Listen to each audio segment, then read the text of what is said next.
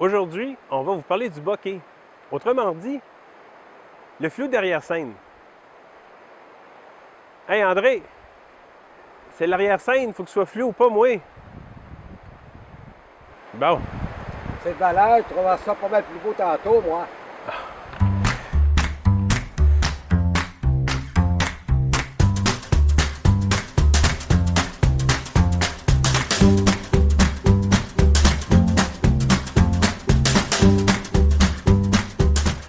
Bonjour, bienvenue aux capsules du Club de photo Drummond. Je m'appelle Yann Gagné et je suis avec André Michaud.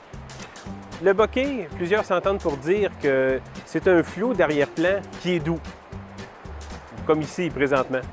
Aujourd'hui, je vais vous montrer comment on peut obtenir ce genre de flou. Et tout d'abord, je peux déjà vous donner un cue. Idéalement, essayez d'avoir un objectif qui va ouvrir grand, comme ça ici. Voyez-vous? Ce que je veux dire ouvrir grand, là, c'est que vous êtes capable d'avoir ce qu'on appelle la pleine ouverture, ou idéalement, un objectif qui rouvre à f2.8 ou moins. Ici, nous allons vous faire apparaître un flou d'arrière-plan en direct. Pour ce faire, nous avons actuellement une ouverture à f22. Nous avons fait la mise au point sur la plante qui est ici. Graduellement, je vais passer de f22 et je vais ouvrir l'ouverture de l'objectif pour atteindre f1.8. Voyons ce qui se passe. Bien évidemment, ma scène devient de plus en plus lumineuse.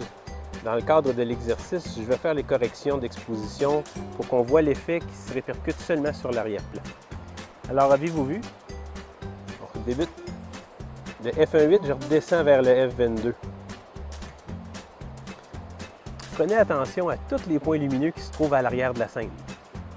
Regardez bien, je pars de f22, je rouvre, regardez ce qui se passe. On les voit, ils grossissent. L'arrière-plan devient de plus en plus flou et les points lumineux deviennent de plus en plus gros.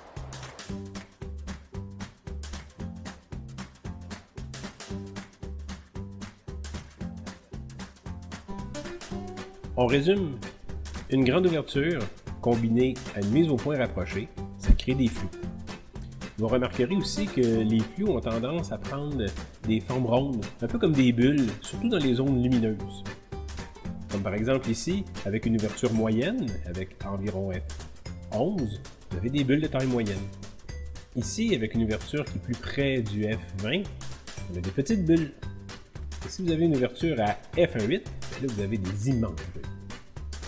Mais si je vous pose la question, pourquoi on se retrouve avec des bulles rondes? On aurait tendance à penser que vu que la lumière voyage dans toutes les directions, elle a tendance à créer des ronds. Mais en fait, c'est faux. Si le bokeh prend une forme de bulle, c'est que dans les faits, vous photographiez avec une lentille qui est ronde.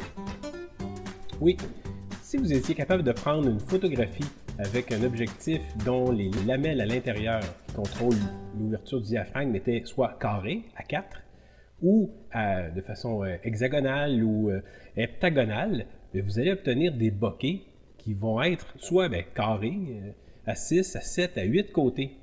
En fait, le bokeh prend toujours la forme du trou de votre objectif. Et la preuve, ici, on a des bokehs à 7 côtés qui sont en fait très fréquents dans le domaine de la photo puisque la majorité, peut-être pas la majorité, mais beaucoup d'objectifs sur le marché contiennent environ ça, 7 lamelles. Dans le fond, mon bokeh, il prend la forme du trou de l'objectif. Qu'est-ce que ça ferait si le trou de l'objectif était en forme d'avion, ou d'étoile, ou de cœur? Là, vous ne me voyez pas parce qu'on a fait exprès, on s'est arrangé pour avoir le bokeh le plus puissant possible, ce qui fait que la mise au point est à peu près à cette distance-ci. Mais regardez ce que j'ai fait. J'ai découpé des petites formes en forme d'avion, je vais les coller devant l'objectif. Voyez-vous, j'ai une forme d'avion découpée. Je colle ça sur le devant. Ah ben c'est pas des jokes. Ça prend la forme d'un avion. Si j'enlève mon petit décalque et je mets un décalque en forme d'étoile, et voilà, les bokehs ont la forme d'une étoile. Et vous pouvez vous amuser comme ça à l'infini à fabriquer des bokehs très créatifs. Ici, avec une mise au point qui a de l'allure, vous allez mieux comprendre ce qu'on voulait dire. Fait que vous avez tout simplement, j'appelais ça des décalques, c'était pas le bon terme, mais vous avez des formes pré-percées sur des petites, ça peut être des petites choses en carton, ça peut être en plastique. C'est tout simplement déposé sur le devant. Et en temps normal, il y a une espèce d'anneau qui va venir fixer ça solidement sur votre objectif. Faire un beau bokeh, ça se résume en 4 points. Ouvrir grand. Fixer l'ouverture de votre objectif, idéalement f1.8 ou moins, pas plus que 2.8. Ensuite de ça, détachez votre sujet principal de l'arrière-plan. Arrangez-vous pour que votre arrière-plan soit le plus loin possible. Donc, pourquoi je disais tantôt qu'on est mieux de mettre notre sujet principal loin de notre arrière-plan? Eh bien, voyez-vous, je vais vous faire une démonstration simple à partir de petits personnages ici sur la table pour vous démontrer le rôle qu'a l'épaisseur de la profondeur de champ dans une scène. Donc, supposons qu'ici, on a un vendeur de beignes, M. Chaton. Nous avons Mme Lapinou qui mange un beigne en question. Et Monsieur Chat Blanc, je crois que c'est un chat, qui veut faire une photographie de la scène en question. Supposons que le chat se positionne ici, il veut photographier cette scène-ci, mais son sujet principal, c'est Madame Lapinou qui mange des beignes. Sauf que le problème, c'est que notre arrière-plan ici, c'est une salle de bain. Oui, ici, on a une petite toilette là. Alors, regardons, qu'est-ce qui se passe-t-il si surtout nous avons Monsieur Mouton qui va à la salle de bain. Alors, la scène devient moins ragoûtante. Alors, ce que l'on peut faire?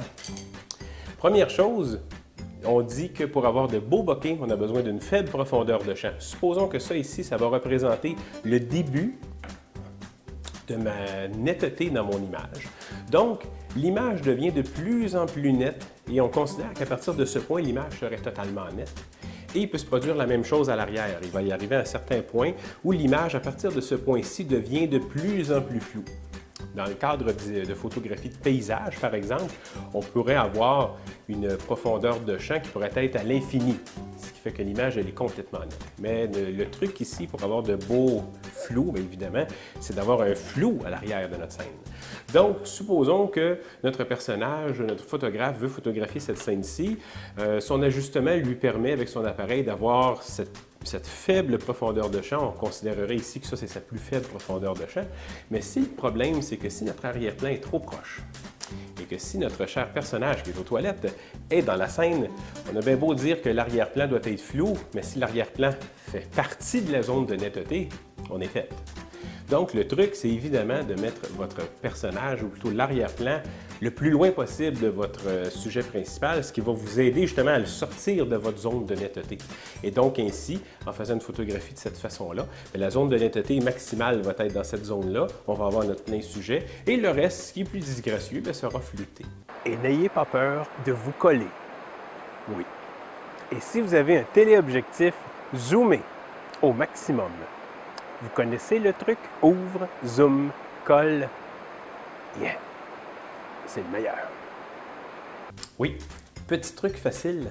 Ouvre, zoom et colle. Prenons l'exemple de notre photographe Chaton Blanc et prenons dans l'hypothèse qu'il détient du matériel photographique, disons, amateur et qui ne détient pas des objectifs dont l'ouverture est très, très grande. Donc, ce qu'il pourrait faire, évidemment, aller dans un magasin, s'acheter du matos qui coûte les yeux de la tête ou utiliser le fameux truc ouvre, zoom, colle. Supposons qu'il a un téléobjectif, il zoome au maximum. Ensuite de ça, il programme son ouverture pour aller obtenir la plus grande ouverture possible, mais surtout, il se colle sur son sujet. Et ainsi, ce qu'il va se produire, c'est que sa profondeur de champ va énormément s'amenuiser. Donc, ceci est un truc facile pour obtenir de faibles profondeurs de champ avec du matériel de tous les jours.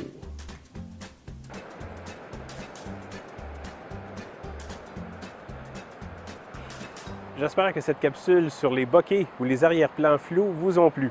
Si vous êtes toujours passionné de photos, les membres du club de photos Drummond vous invitent à vous joindre à nous. À la prochaine.